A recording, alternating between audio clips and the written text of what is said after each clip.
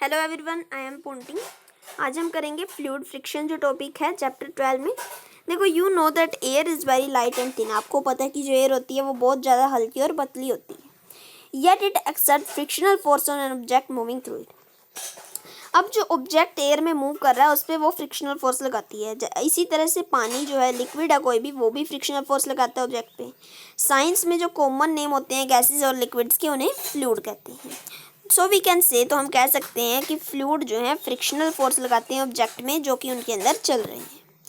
ठीक है। The frictional force of an object in a fluid depend on its speed. अब जो frictional force है ऑब्जेक्ट पे, जो फ्लूइड लगा रहे हैं वो उसकी स्पीड पे डिपेंड होता है और फ्लूइड पे। ठीक है। The frictional force also depend on the shape of the object. अब जो फ्रिक्शनल फोर्स है ना, वो शेप पे भी डिपेंड होती है।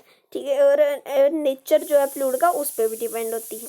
देखो, आपने देखा होगा जो शिप होते हैं या फिर एरोप्लेन हो गए या फिर फिश तक, ये जो पानी में रहने वाले जीव हैं और हवा में उड़ने वाले जीव हैं, इनकी आगे से ना अलग सी शेप होती है।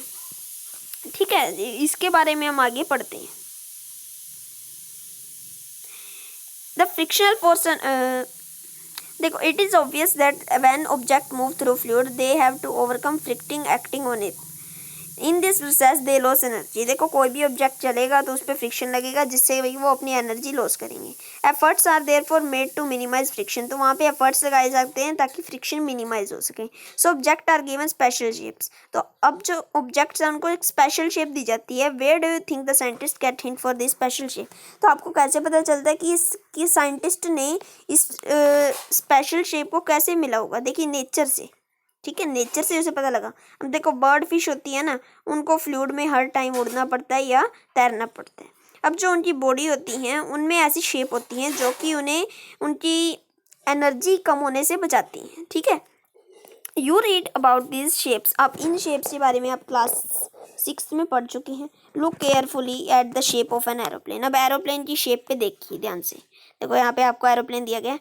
Do you find any similarity in it shape and that of bird? क्या आपको यहाँ पे बर्ड और जो एरोप्लेन है उसके बीच में कोई सिमिलैरिटी दिख रही है उनकी शेप में?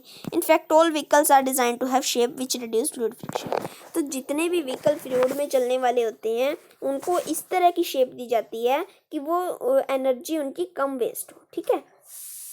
इसके बाद हमारे इस चैप्टर के क्वेश्चन आ जाते हैं, इन्हें हम नेक्स्ट वीडियो में करेंगे। इसके लिए इतना ही। Thank you.